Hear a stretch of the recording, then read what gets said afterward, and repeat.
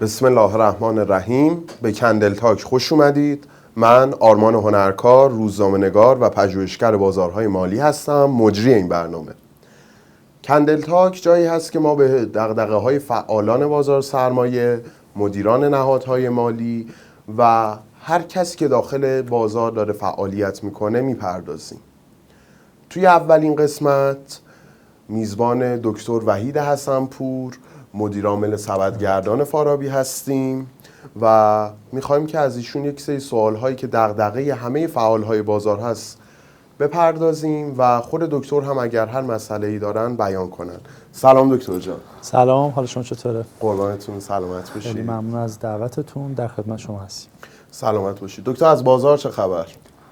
بازار که خب به هر حال این روزای خوبشه فعلا و بعد از فراز و نشیبایی که به هر حال تو مثلا یک سال گذشته به هر حال فعالین بازار دیدن، اتفاقاتی که به هر حال دیگه همه میدونیم، جنگ 12 روزه و زد و خوردهای حالا پینگ پونگی که به هر حال سال گذشته داشتیم و اتفاقاتی که حالا به هر حال توی در واقع متغیر اقتصادی اصطلاحاً افتاد، دلار و نرخ بهره و این مسائل، خدا شکر حدود الان یک ماهی هستش که بازار روند خوبی رو گرفته و هم یه اطمینان نسبی برگشته، هم حالا خبرهای خوبی تو به هر حال موضوعات اقتصادی میاد و شرایط نسبتاً آرومی هم توی بحث‌های سیاسی و به هر حال منطقه‌ای داریم.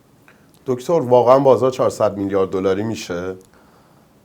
ببین، قاعدتاً اگر بیایم اندازه اقتصادمون و شرایط فعلی رو لحاظ بکنیم و تصمیم گیری که شاید تو لحظه داره الان انجام میشه شاید یه خورده سخت باشه رسیدن بهش واقعیت، ولی بیایم راجع به خود سایز کشور نگاه بکنیم، ظرفیت هایی که داریم دیگه، مثلا به قول بازاری ما کف الان قیمتی همه چی اقتصادمون هستیم. یعنی کافیه که به هر حال یک اتفاقات مثبتی توی جذب منابع خارجی باشه، توی به هر حال آزادسازی ظرفیت‌های داخلیمون باشه، اتفاقاتی که میتونه به هر حال تو توسعه کشور به لحاظ سرمایه‌گذاری بیفته، حتما چه بسا خیلی بیشتر از این ارزش‌ها بتونیم بهش برسیم. خب چیکار باید بکنیم دکتر؟ ببین، خب ما که در واقع بخش حالا اصطلاحاً در واقع کوچیکی از این اقتصاد هستیم. ما فعالین بازار سرمایه، خب به نظر من جزو مجموعه رو میگم، کل بچه‌هایی که دارن توی بازار سرمایه کار میکنن نسبتاً جزو پیشروترین فعالا در مقایسه با حالا در واقع دنیا بودن که به نسبت ما خوب توسعه دادیم. به نظر من ساختار بازار سرمایه رو، نهادهای مالی که ایجاد شده، ولی خب ظرفیت اقتصادیمون مال مثلا شاید و توسعه‌ای که اتفاق افتاده مال 100 سال گذشته است. یعنی تغییراتی که نیازمند اتفاق بیفته از سیستم بانک محور اومده شده سیستم به هر حال بازار سرمایه، خیلی به هر حال کند داره پیش میره، حتما نیاز به تغییر قوانین و مقررات، حتما نیاز به در واقع تصویب تو سطح قوانین بسیار بالادستیه. خب اینا خودش هم زمان میبره، هم نیاز به یک اراده‌ای هستش که فعلا شاید هنوز به اون اهمیت نرسیده باشه به هر حال مسئولین کشور که بخوان این رو به اجرا برسونن. ولی خب به هر حال به نظر من بازار سرمایه داره نقشش رو حداقل به اندازه خودش ایفا میکنه. دکتر، یک سری تعداد آدمای زیادی که داخل بازار وجود دارن معتقدن که بازار سرمایه ما به جای اینکه بیشتر متمرکز روی سهام باشه تبدیل شده به صندوق خونه. نظر شما در این مورد چیه؟ کدوم صندوق ها؟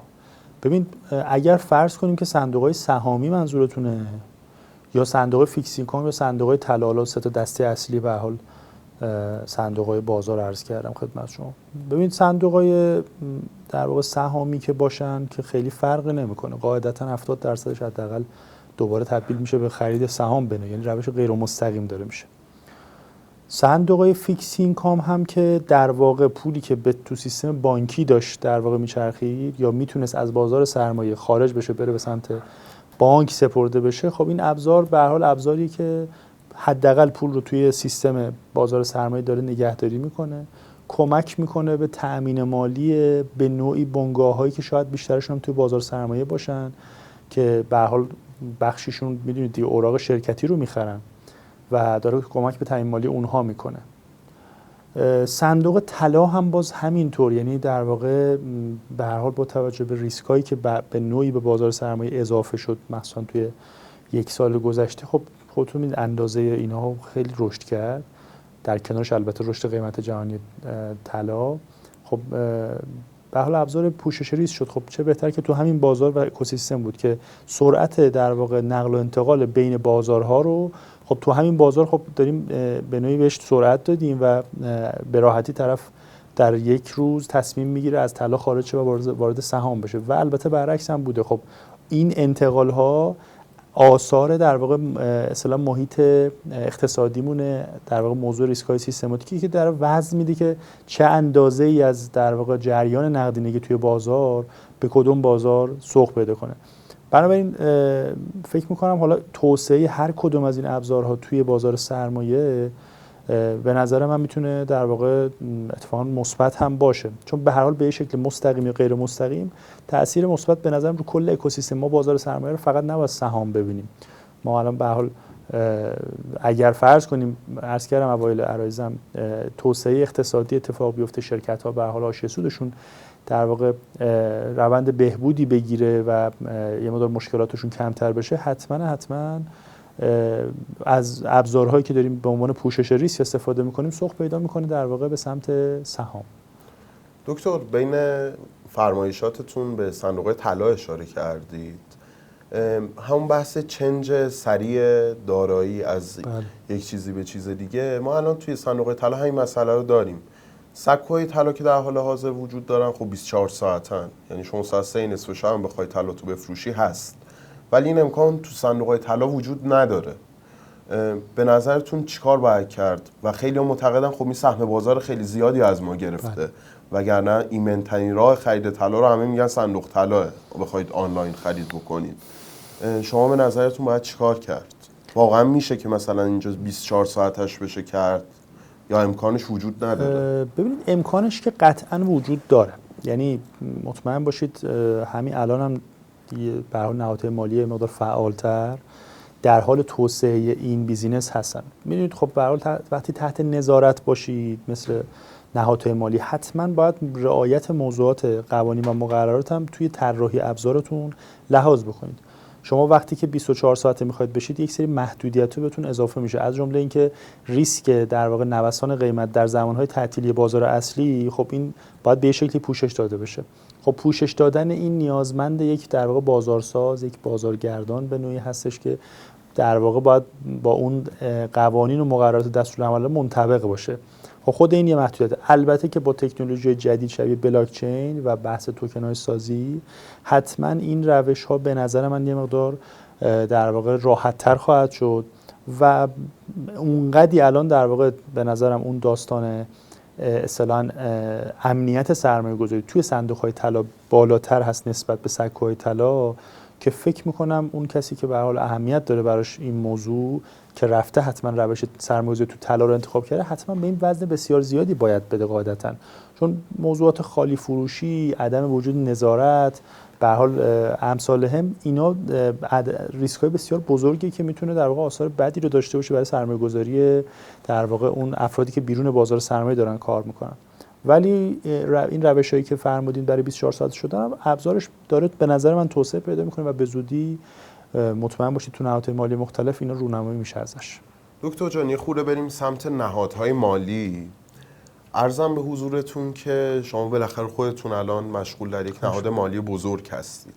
خیلی هم معتقدن که این نهادهای مالی بزرگ باعث شدن که اون نهادهای کوچیک‌تر مانند اونایی که فقط مجوز کارگزاری دارن یا اونایی که فقط صرفا مجوز مشاور سرمایه‌گذاری یا سبدگردان دارن رو مورد تهدید قرار بدن بازارشون رو.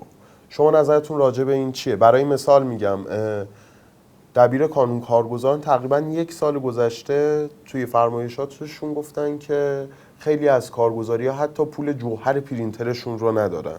به نظرتون آیا واقعا این موضوع تقصیر نهادهای مالی بزرگه یا راهکاری برای این هست که اونها هم بتونن بازار داشته باشن؟ تو این موضوع لطفاً به این صدور مجوزهای متعدد هم اشاره بکنید. بله. ببینید خب یه زمانی حالا بیایم از صنعت کارگزاری شروع بکنیم، چون به هر حال تو نهادهای مالی جزو پیشروها بوده. خب یه زمانی تعداد کارگزارا 106 7 تا مثلا به هر حال مجوز بود که الان خب بعد از سال 400 که شروع مجوز دادن مجدد شد، خب تعدادشون همینجوری افزایش پیدا کرده. فکر کنم 130 خورده الان باید کارگزار باشه. از یه طرف دیگه خب ببینید اندازه بازارمون هم خب تغییرات داشته. یعنی مثلا یه زمانی سال 99 رسیده به یه سایزی 400 تا 500 تا مارکت میلیارد دلار. بعدش خب خیلی افت کردیم، به نزدیک 70 80 میلیارد دلار هم رسیدیم. همین تعداد نهادهای مالی چه بسا بیشتر هم شدند. فعلا صنعت کارگزاری عرض می‌کنم خدمتتون. باز سال 95 همین صنعت کارگزاری خب یک سری مجوزهایی داشت که بعداً ازش گرفته شد. یعنی از سال 95 به بعد ازش یک سری مجوزها گرفته شد. این یعنی چی؟ یعنی مفهومه تنوع درآمدیش کاهش پیدا کرد. ما میتونستن صندوق داشته باشن، اون موقع میتونستن حالا یه سری خدمات مثل مشاور سرمایه‌گذاری بدن.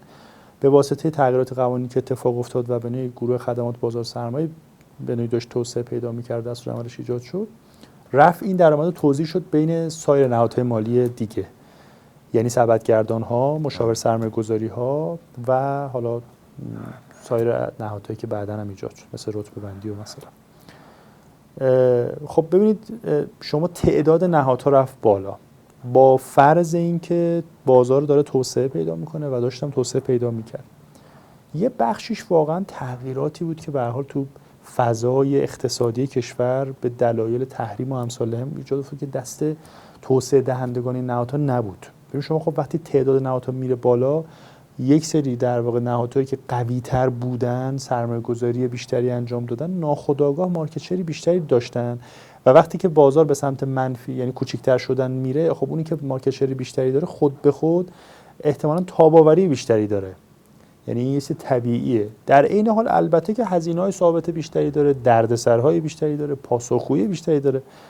یعنی اینکه نمیشه بگیم که در واقع خیلیش در واقع تقصیر این نهاد مالی بزرگ است. یعنی توی مقطعی به هر حال این تو کل اقتصادهای همه دنیا هست. اصل اقتصادی دی اصل بازاره. در واقع شما عرضه تقاضا، شما مثلا در واقع فعالیت بیشتری داشتی، تونستی مارکت شیر بیشتری بگیری. اینکه بعدش شما مثلا بخواید در واقع آسیب بزنید به کوچیکی، واقعا این نیست. این ذات اون فعالیت اون کسی بوده که به این مارکت شیر تونسته برسه. الان ما هم در واقع اینجوری نیست که مثلا رتبه 1 باشیم، مثلا 2 باشیم لزوما توی در واقع حالا بیزینس هامون، ولی خب جزء در واقع مثلا 5 10 مثلا هستیم، ببخشید تاپ 5 هستیم تو کارگزاری و به هر حال داریم فعالیت می‌کنیم. ولی اینجوری نیست که فکر کنید مثلا ما بخوایم بریم دنبال این که به این کوچیکه آسیب بزنیم یا بزرگه. ما فعالیت خودمون داریم انجام میدیم، با در واقع نهاد خاصی کاری نداریم. ولی از یه زاویه دیگه هم نگاه کنیم دیگه. وقتی تعداد مجوزها افزایش پیدا کرده، دسترسی در واقع خیلی از در واقع مردم تو کشور، چه بسا خارج از کشور، به این جور سرویس افزایش پیدا کرده. یعنی خصوصا به نظر من از طریق سبدگردانی اصلا ماهیتا ابزارهای جدیدی که صحبت کردیم در موردش و احتمالاً ابزار جدیدی که طراحی خواهد شد در آینده، عمدتاً داره خب توسط این نهاد مالی اتفاق میفته. ممکنه یه سبدگردانی که حالا شاید الان مارکت شری کمی داشته باشه، به واسطه عملکرد خوبش و طراحی ابزار جدیدش یه دفعه بیاد و سریع تو سر و باز بکنه و مارکت شر خوبی بگیره. وقتی که بازار آزاد باشه، الزاماً این به معنی این نیست که بگیم یک در واقع اصطلاحاً بزرگ کوچیگر در واقع به این قورت میده. ولی یه نکته‌ای هست که به نظر من تو موضوعات ریسک باید در نظر گرفته بشه. شما وقتی که یه AUM مثلا 50 همتی میخوای بین همه توزیع بکنی، خب قاعدتاً اونی که در واقع کفایت سرمایه بالاتری داره، سرمایه بالاتری داره، پشتوانه مالی بالاتری داره، حتما از نظر نهاد ناظر احتمالاً میتونه قابلیت اتکای بیشتری داشته باشه. خب من میگم کوچیکم بحث موضوع افراد نیست، موضوع نوسان در واقع بازار سرمایه که خب میگم تو این یک سالم دیدیم دیگه اتفاقات این چنینی. خب باید ببینیم تاب‌آوری در مقایسه با این فلکچویشنی که اتفاق میفته، آیا اون پشتوانه داره، میتونه اینقدر عدد رو در واقع تحمل بکنه، بنوی پاسخگوییشو، بازارگردانیشو، به حال موضوعات این چنین رو. برای من به نظرم راه بزرگ شدن بسته نیست، اینجوری بهتون بگم. و در عین حال نهاد ناظر هم داره نگاه میکنه موضوعات کنترل ریسک خودش رو در واقع و به نوعی اون تقاضای عمومی که ازش میشه برای نظارت، خب یکی از موضوعاتش بحث کنترل ریسک و در واقع به نوعی ارزیابی ریسک برای اینکه بتونه چیز کنه. ولی از طرف دیگه مجوزم داره میده و محدودیتی ایجاد نمیکنه. میگه این گویا میدان برای هر کسی. بزرگم در واقع اینجوری نیست که مثلا بخواید که کسی به کسی آسیبی بزنه تو بازار سرمایه. در حوزه نهادهای مالی، حالا من به شخص صحبت میکنم با همه مدیران از جمله شما، به یکی از مسائلی که خیلی براشون مهمه و دغدغه‌شونه بحث منابع انسانیه. بله. و همونطور که واقفید هزینه منابع انسانی خیلی رفته بالا و هزینه منابع انسانی متخصص خیلی خیلی رفته بالا. به عنوان مثال من چند روز پیش با یکی از دوستان توی نهادهای مالی صحبت می‌کردم، میگفتن که ما برای یه مدیر سرمایه گذاری الان داریم ماهانه 400 میلیون تومان حقوق پرداخت میکنیم. الان با این شرایط و این کوچیک شدن کیک درآمدیه و افزایش تعداد مجوزها، خب چجوری نهادهای مالی میتونن از پس این هزینه ها بر بیان و خب آیندهشون چی میشه؟ ورشکست میشن یا اینکه نهاد ناظر باید بیاد یه فکری به حالشون بکنه؟ ببینید نهاد ناظر که در واقع به لحاظ پرداخت و این مسائل که هیچ وقت ورود نمیکنه، یعنی نمیتونه اصلا ورود کنه، چون مثلا وارد یعنی قاعدتا راجع به کسب و کارها فقط به عنوان تنظیمگر در واقع موضوعات ریسک و در واقع تضاد منافع عمدتاً وارد من این بود که یا مجوزها رو مثلا تعدادش رو بیاره پایین، یه سری‌ها رو خودش منحل بکنه قبل از اینکه اونا ورشکست بشن. خب یه همچین سازوکاری. شما اگر این کار رو انجام بده دارید چیکار میکنید؟ زمین بازی اون افراد رو کم میکنیم بازی، یعنی میزان اشتغال زایی که داره اتفاق میفته، طرف در واقع تقاضای کار رو از این سمت داریم کم میکنیم به بهونه اینکه چیز بشه. ببین اگر در واقع اعتقاد به اصل بازار آزاد وجود داره، حتی تو عرضه و تقاضای نیروی کار بازم همین اتفاق میفته. اینکه چه پرداختی انجام میشه، خب دیگه خودتون میدونید نهاد مالی چیزی جز اون افراد نیست. حتما تاثیرگذاری اون آدم روی اون نهاد مالی انقدری هست، یعنی امکان نداره یکی زیان بده و بیاد یه عدد همچنینی پرداخت بکنه. به هر حال مطمئن باشید یک تناسبی بین درآمد و هزینه هر نهاد مالی وجود خواهد داشت. صورت‌های مالیشون هم روی کدال همشون هست. میتونید ملاحظه بکنید اون که زیان میکنه بله ممکنه مقطعی مثلا داشته باشه کوتاه زیان هم بکنه، ولی به هر حال داره نهادهای مالی چشم انداز معمولا بلند مدت قاعدتا نگاه میکنن. ولی شما ممکنه مثلا یه محدودیت‌هایی داشته باشید از نظر نهاد ناظر بخوایم صحبت بکنیم، گفته باشم آقا مثلا به ازای هر 1000 میلیارد تومان مثلا حتما باید یه دونه فرض کن مدیر سبد وجود داشته باشه. خب الان دیگه شاید اون تورمه یه ذره این اعداد رو تغییر داده. خب من بخوام 5000 میلیارد تومان سبد مدیریت کنم 5 نفر مثلا باید بگیرم. خب اینا یه خورده چیزایی که نهاد مالی رو تحت فشار قرار میده. حالا من تو قسمت سبد عرض کردم، تو خیلی بخش دیگه هم اینجوری داریم. مثلا من نمیدونم حالا هر پوزیشن خاصی لزوما شاید نیاز به تمرکز روی یک کار نباشه، لزوما همه رو عرض نمی‌کنم، بعضی جا میشه یه مقدار بهینه‌سازی انجام داد. اون از اون جهت میتونه نقش نهاد ناظر باشه که بتونه کمک بکنه. یه نکته که شاید کمتر بهش پرداخته شده باشه و از نظر خیلی هم شاید مهم باشه اما بیان نمیشه خیلی، بله. اینه که تولید کننده های بزرگ خیلی هاشون الان اومدن هر کدوم یه سبدگردان زدن، یه کارگزاری زدن، یه ارزم به حضورتون که تأمین سرمایه زدن و خب اینم باز یه فشاری رو وارد کرده. این رو خودم به شخص اولین بار از زبون دکتر تبریزی شنیدم. نظر شما در این مورد چیه؟ نظرتون اصلا خب برای چی مثلا ما باید به پتروشیمی مجوز تأمین سرمایه بدیم؟ برای چی باید به یه دونه شرکت فولادی ما مجوز کارگزاری بدیم؟ ببین دستورالعمل‌های سازمان برای دادن مجوزهای حالا نهادهای مالی، کارگزاری، سبدگردانی یه محدودیت‌هایی رو حتی برای کسی که در واقع میخواد تو دو تا جا تو همین بازار سرمایه کار کنه تعریف کرد، 2 جا 3 جا. اینجوری نیست که مثلا یه آدم‌هایی از بیرون بیان و اون مجوز رو بگیرن. احتمالاً در واقع شما بیشتر منظور اینه که سرمایه‌گذارشون در واقع این در واقع شرکت‌ها باشن، پتروشیمیا و نمیدونم امثال هم. ببین باز اینجوری بگم، افرادی که دارن حتی مجوز رو بعضا میرن میگیرن، احتمالاً در واقع میان به نوعی در واقع با یکی از در واقع مجموعه از افرادی که حالا به نوعی داخل بازار سرمایه هستن یه کار مرجینگ انجام میدن، یعنی با همدیگه میرن مجوز میگیرن. ولی باز من برمیگردم به همون اصل در واقع بازار آزادی که به هر حال بازار سرمایه هستیم دیگه، یعنی این موضوع رو باید بهش معتقد باشیم. خب کسی که بتونه فعالیت بکنه، چه در واقع با سرمایه گذاری بالا، اگر توانمند نباشه میتونه پولش رو به صرف برسونه، اگر حتی با سرمایه متوسط و یا حداقل ها هم باشه بتونه ابزار تعریف کنه، در واقع کارش رو توسعه بده، متمرکز باشه تو کارش، حتما میتونه مارکت شیر خوبی بگیره، یا حتی تنه به تنه همون به قول شما سرمایه گذار بزرگ بزنه. برای من اینو خیلی منفی هم نمیبینم، ولی اعتقاد به این دارم که اون دستورالعملی که سازمان داده حتما توش در واقع نکاتی رو دیده که کمتر اجازه بده افراد غیر از با محیط بازار سرمایه بیان و به نوعی اخلال ایجاد کنن تو اکوسیستم بازار سرمایه. دکتر، حالا که داریم راجع به نهاد ناظرم صحبت میکنیم، یه خورده برگردیم عقب، بریم زمان جنگ 12 روزه.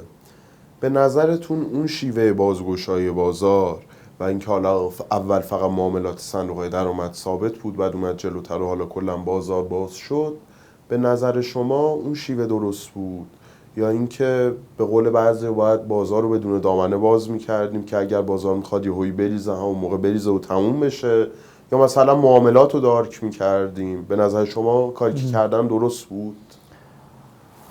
ببین به نظر من حالا کار رو چون تو اون مقطع ابهام همچنان داشتیم دیگه، یعنی به حال بعد 12 روز هم شاید تا یه ماه بعدش هم خب بازار که خاطرتون هست دیگه، یعنی همینجوری صف فروش بود، خیلی در واقع سهم‌ها هرچند حمایت‌هایی داشت انجام میشد، ولی واقعیتش اینه که علت منفی بودن ابهام بود، چون به اندازه کافی منفی خورده بود بازار، ولی همچنان بعد یه ماه 45 روز هم بازار روند منفیش قطع نشد.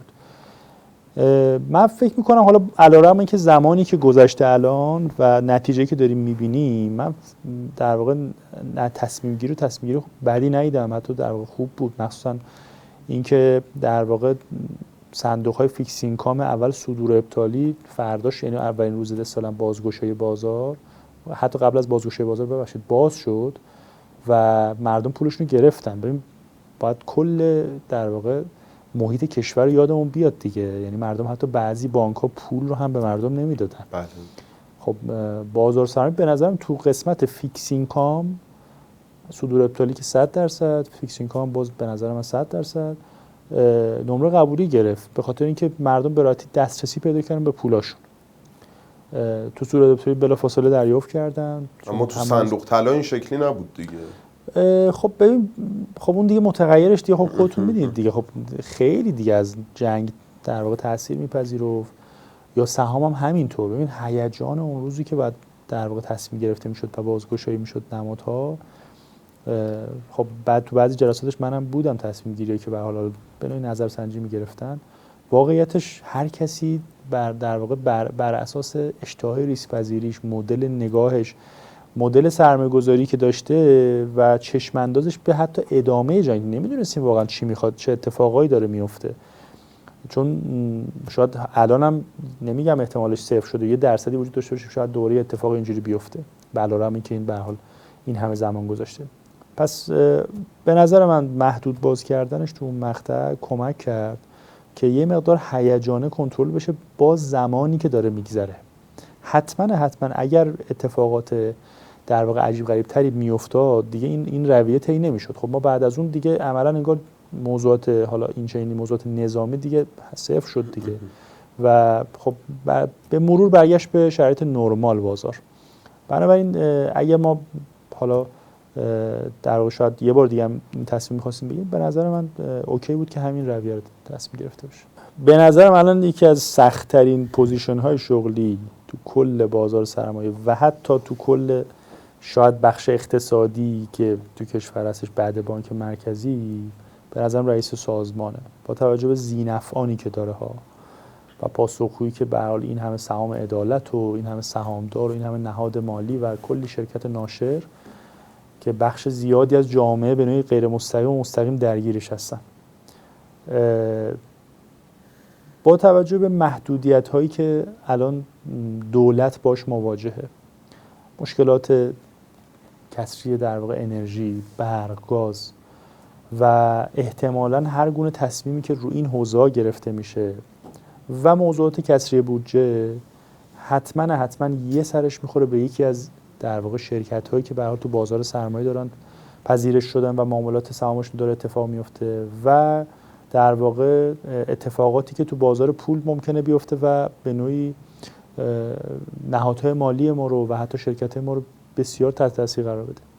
خب رئیس سازمان بورس باید یک در واقع ویژگی داشته باشه که بتونه با توجه به در واقع جایگاهی که داره احقاق حق بکنه از در واقع حقوق سهامداران و ذی‌نفعان بازار سرمایه، که این در واقع ویژگیش اینه که به حال ارتباط، پیگیری تو این نهادهایی که عرض کردم، سازمان برنامه بودجه، بانک مرکزی، خود بدنه هیئت دولت، به معنای واقعی باید پیگیری و ارتباط و حتی خود مجلس، کمیسیون مختلفش، این باید با قدرت طی بشه به نظر من و به هیچ وجه کوتاه نمیاد. و حتما بازار سرمایه هم خودتون دیدید تو مقاطع مختلف به هر حال نهادهای بزرگ و حتی در خود شرکت هلدینگ‌های بزرگ پشت رئیس سازمان اومدن و دفاع کردن و بعضا هم خب کمک‌های اتفاق افتاده و موفق شدن. بعضا مهمترین ویژگی که باید داشته باشه اینه، ببینید خب تو یه لایه دیگه شاید اصلاح بعضی ریزساختارهای بازار با توجه به زمانی که ممکنه در واقع رئیس سازمان داشته باشه برای حضور توی اون جایگاه یه خورده در واقع با طمأنینه بیشتر و با در واقع اخذ نظرات در واقع حالا فعالین حرفه‌ای بازار گرفته بشه. معمولاً با تغییرات رئیس سازمان به هر حال بعضی افراد سریع میگن خب این دامنه نوسان اصلاح کنیم، این دامنه رو ورداریم، نمیدونم اینجور مسائل، که من فکر میکنم اینجور تصمیم گیری های در واقع مدار با در نظر گرفتن بازه زمانی هستش که امیدوارم حتما اشکالاتی وجود داره، باید هم اتفاق بیفته. یه خورده به نظر من با زمان و نظر در واقع افراد خبره و صنایع، یعنی در واقع نهادهای مالی مختلف مثل صنعت کارگزاری و به هر حال در نظر گرفتن فعالیت صندوق‌های سرمایه‌گذاری و در واقع سبدگردانی‌ها به نظرم باید گرفته بشه و بعد این تصمیم گیری یعنی اصلا بخوام باز یه ویژگی دیگه بگم، گوش شنوا داشته باشه نسبت به این نهادها. دکتر جان باید از چه جنسی باشه؟ ما یکی از مسائلی که داشتیم چه سر دکتر سیدی چه سر دکتر عشقی این بود که میگفتن دکتر سیدی از جنس بانک با بازار سرمایه فاصله داره و بازار سرمایه که باهاش آشنا مثلا ما 10-12 سال پیشه.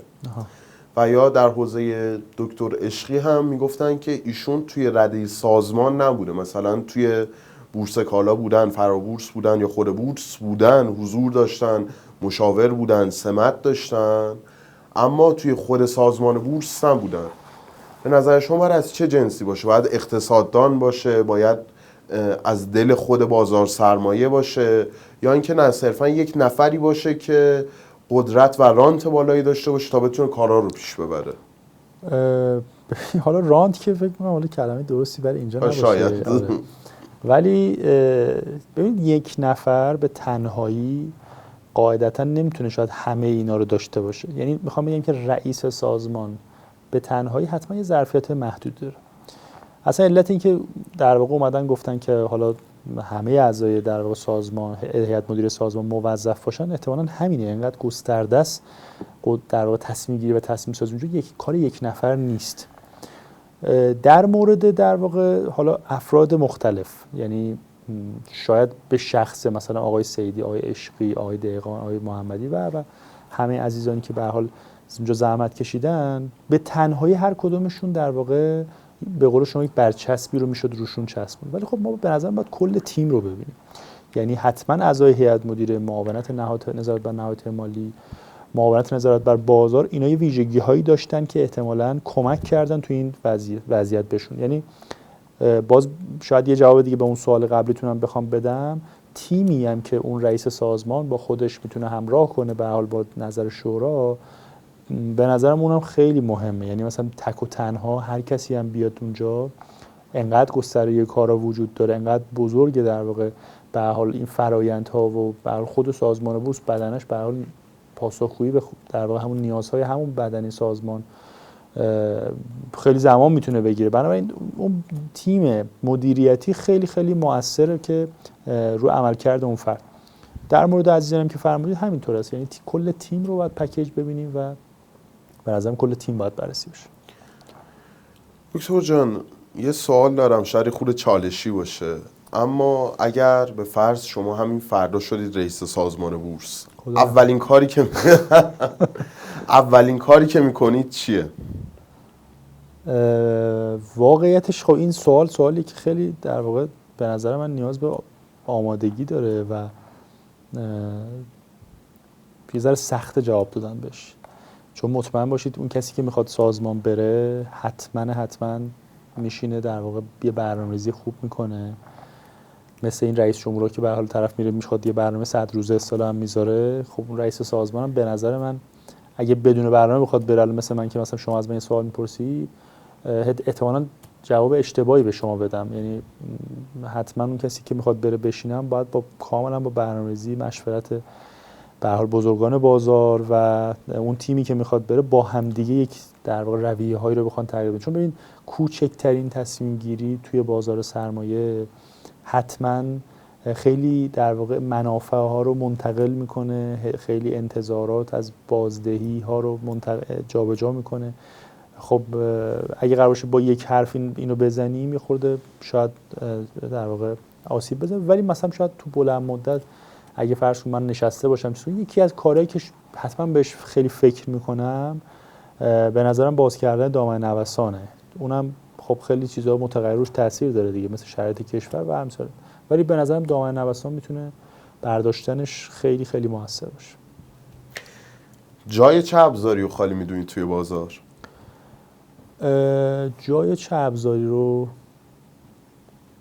خب ما الان جریان نقدینگی در واقع کف جامعه خیلی سمت کریپتو رفته واقعیتش، و شاید با یه سری ابزارها اگه میشد این رو به نوعی تو بیزینس‌های بازار سرمایه، حالا البته یکی دو بار هم تو بورس انرژی هم بورس کالا خصوصا راجبش بحث شد، از تشکیل صندوق در واقع بیت کوین و نمیدونم در واقع ایجاد گواهی سپرده بیت کوین صحبت شد، چون خیلی از در واقع فعالین اقتصادی خرد مخصوصا پورتفولیوی که تشکیل یه بخشی شد در واقع کریپتو قرار میدن، یه بخشی میاد بازار سرمایه.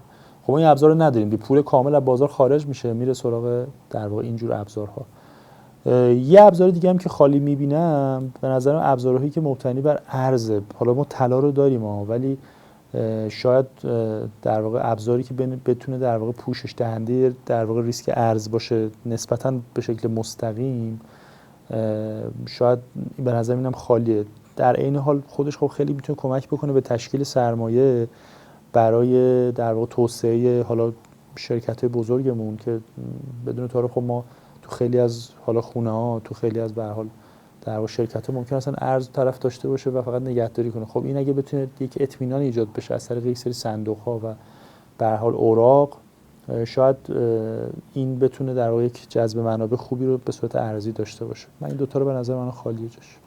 دکتر ولی سر قضیه بحث کریپتو یکی از مسائلی که همه الان درگیرشن اینه که خب به فرض ما اومدیم صندوقش هم درست کردیم، بله ما سر بحث تصفیه و اینا بالاخره 24 ساعت کردن صندوقو فکر نکنم خیلی کار آسونی باشه. ببین از مسیر گواهی سپرده قاعدتاً باید بره، یعنی خود مستقیمش که نیست که، یعنی گواهی سپرده اصطلاحاً بیت کوین، خب مسئله هم که داریم خیلی روش باید کار بشه ولی گواهی سپرده بیت کوین شاید یه راهکار باشه، چون شما گواهی سپرده رو تصفیه‌اش دیگه میتونه خیلی اصطلاحاً متمرکز باشه، چون بیزینسش که غیر متمرکز قاعدتاً. ولی خود گواهی سپرده رو اگه بیایم متمرکز بکنیم با در نظر گرفتن پوشش‌های ریسکیش، احتمالاً بتونه تو قالب‌های ما قرار بگیره. دکتر راز موفقیت نهادهای مالی بزرگ رو چی میدونید؟ تمرکز سرمایه گذاری توی بیزینس خودشون.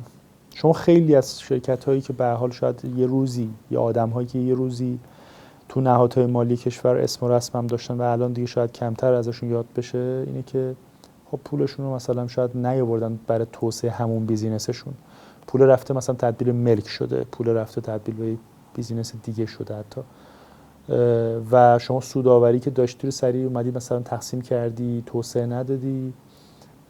خب قاعدتا تو میگم نوسانات بازار نتونستی اون تاب‌آوری رو داشته باشی. به نظرم یکی از مهمترین ویژگی های این داستان به نظرم تمرکز سرمایه‌گذاری رو همون کسب و کاری که دارن به هر حال اسمشو میذاریم نهاد مالی.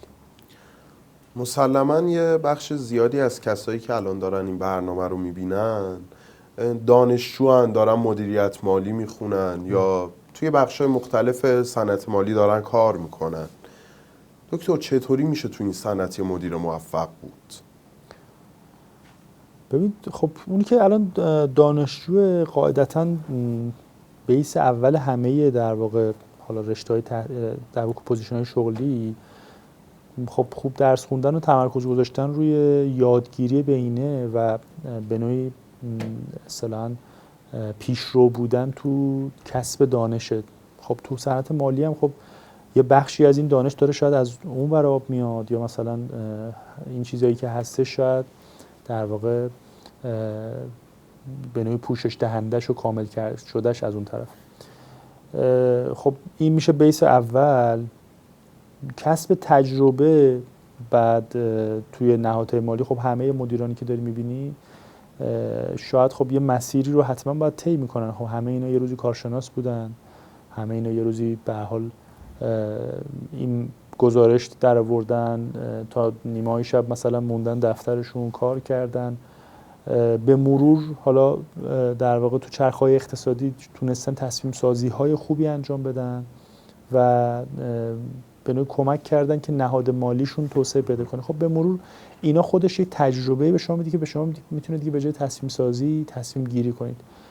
فاکتور خلاقیت به نظر من توی موضوع در واقع نهادهای مالی مثل خیلی جای دیگه البته خیلی خیلی مهمه و کار کردن روی قدرت تصمیم گیری. شما یعنی در واقع سرعت واکنشتون نسبت به در واقع تغییراتی که توی محیط اقتصادی و بازار سرمایه اتفاق میفته خب خیلی مسئله مهمیه، چون شما با دیر تصمیم گرفتن یا زود تصمیم گرفتن ممکنه یه آسیب بزرگی به در واقع شرکتت بزنی. بنابراین اینها در واقع مهارتایی که به نظر من حتما نیاز داره که یعنی حداقل هایی است که به نظر من باید یک مدیر موفق داشته باشه. دکتر به عنوان یکی از سوالای پایانی 2 سوال راجع به اشباع شدن دارم ازتون. یکی این که بحث صندوق‌های طلا، بله، به نظرتون بازارش دیگه اشباع نشده؟ فکر کنم الان بیش از 26 تا صندوق طلا باید داشته باشیم. این یه سوال. و سوال دیگر راجع به تامین مالی جمعی، بله. سکوهای کراودفاندینگ. بیشتر از 60 خورده‌ای مجوز داره الان، 60 خورده‌ای سکو مجوز سرمایه پذیر گرفتن دارن و به نظرتون اون بازار چی؟ اون بازار اشباع نشده و آیندهش چیه؟ یعنی خب نرخاش سرسام‌آوره و معمولا هم اکثرشون اون سودی که پیش بینی میکنن و میدن، 45-46% که میگن و میدن.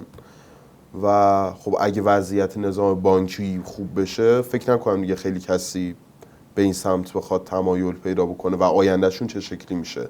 این 2 سوال رو اگر لطف کنید. ببین در مورد صندوق‌های طلا اشباع شدن رو منظورتون متوجه نمیشم، یعنی شما میگید یه اندازه محدودی داره؟ نه، حرف من اینه که میگم به عنوان مثال من به عنوان یک سرمایه گذار میخوام برم صندوق طلا بخرم. خب الان خب 26 تا داریم، چرا باید یه 27می بیاد؟ شما مثلا به عنوان خودتون یه نهاد مالی شما ارزیابیتون چیه که وارد این بازار میشید؟ ببینید شما به نظر من وزن طلا نسبت به طلاهایی که وزن صندوق‌های طلا نسبت به در واقع ترید طلایی که تو کل اقتصاد ما داره انجام میشه، از سکوهای طلا تا معاملات طلای آب شده و به هر حال طلاهایی که بنی روش کار داره میشه، مطمئن باشید عدد بسیار زیادی نیست. بنابراین من به نظرم اصلا محدودیت، یعنی اصلا اشباع شدن توش معنی نمیده. شاید اینجوری بشه روش فکر کرد که چرا انقدر شبیه همدیگه دارن میان جلو. شاید مثلا تو همین بازار فعلی جذب منابع در واقع به نوعی مارکت شیر گرفتن از همدیگه است. یعنی کیک شاید سرعتش یه خورده گرفته شده، ولی ببینید باز مقایسه کردیم دیگه سکوهای طلا رو با صندوق‌های طلا که خب این باعث شد که یه فرق اساسی گفتم خدمتتون در مورد در واقع امنیت سرمایه‌گذاریش، که خب اگه قرار باشه این امنیت به عنوان یک محور باشه، حتما منابع برای سرمایه‌گذاری طلا از بیرون بازار سرمایه به سمت اینا خواهد اومد. این یه نکته بعدی هم که شما خودتون هم دیدین احتمالاً کم کم داره یعنی من دیدم هم موضوعات 24 ساعته شدن یا موضوعات شبیه BNPL یا یه چیزایی در واقع ابزارهایی که بتونه تکمیل کننده این صندوق ها باشه مثل بیمه و یه چیزایی شبیه این، به نظر من یک محصول جدیدی رو در کنار اینا ایجاد میکنه که خود به خود میتونه در واقع منابع بیرونی هم جذب کنه. من چون اعتقاد دارم که این اندازه طلا نسبت به کل اقتصاد طلا است در واقع تو کشور پایینه، به نظرم نه، اشباع هنوز نشده. دکتر جان در مورد سکوهای تامین مالی جمعی هم خدمتتون عرض کنم که سکوها که نقشی توی نرخ ندارن. واقعیتش اینه که نرخ رو بازار در واقع بهره داره تعیین میکنه. بله. بازار بهره بر اساس عرضه و تقاضای اصطلاحاً نیاز، در واقع کسی که نیاز داره، شرکتایی که برای دارن کار میکنن، ارزش هم میشه همین نقششون رو دارن سکوها ایجاد میکنن برای جذب منابع که میشه سرمایه‌گذاری که میاد از اینا در واقع یونیت فرمی داره. تعدادشون هم نه، شما مگه الان مثلا چون شاید ضریب تکاثری که به نوعی ایجاد نمی‌کنن مثل بانک بگیم هر تعداد بانک‌ها داره زیاد میشه چجوری کنترلشون کنیم و اینا. یعنی در واقع فقط یک اصطلاحاً ایجنتن برای جذب منابع. یعنی هر چی تعداد اینو بیشتر بشه حتما جذب منابع احتمالاً برای قرض گیرندگان راحت‌تر میشه. دکتر به عنوان واقعا سوال پایانی این که آینده بازار رو چجوری می‌بینید و توصیه‌تون به سهامدارا در سایه اتفاقاتی که داریم می‌بینیم، نامه رئیس جمهور برای تغییر نرخ گاز خوراک، از اون طرف توافقی که داره بین آمریکا و چین صورت میگیره، اینور احتمال جنگ اومده پایین‌تر، یعنی ما خیلی چیزی نمی‌بینیم که ممکن باشه مثلا بگیم فردا قراره چیزی تو آسمونمون ببینیم. بله. به نظر شما کدوم بازاره؟ خیلی ها میگن اون قراره تا $5000 بره بالا. بله. یه سری ها میگن نه آمریکا و چین الان توافق کردن میرسه به 2000 تا. شما پیش بینیتون چیه؟ مردم کجا سرمایه گذاری بکنن؟ و حالا چیز قطعی نه، به نظر تحلیل خودتون رو بگید لطفا. ببینید یه سری از این موضوعاتی که دارید میگید انقدر در واقع موضوعات کلان جهانیه که شاید حالا همین مؤسساتی که دارن پیش بینی هم میکنن در مورد این اتفاقات احتمالاً دچار خطا هم بشن. مثلا اونس $5000 نمیگم نمیرسیم بهش، ولی شاید تو این بازه زمانی کوتاه که احتمالاً به خاطر در واقع بین رقابت بین چین و آمریکا بود، خب همه شاید فکر می‌کنن خیلی زود با این رشدی که داشت میرفت. مثلا گلدمن ساکس گفت حتما تا آخر 2026 4900 رو می‌بینه. آره، یعنی این پیش بینی‌ها میتونه اتفاق بیفته، ولی یه دفعه توافق اینجوری از حالا مدل تصمیم گیری که آقای ترامپ داره، یه دفعه مثلا شب میخواد صبح بلند میشه یه کار دیگه انجام میده، خب پیش بینی‌ها رو خیلی سخت‌تر میکنه برای ما. ضمن که تو موضوعات داخلی خودمون خب باز یه نامه‌ای میره مثلا برای در واقع اصلاح نرخ خوراک،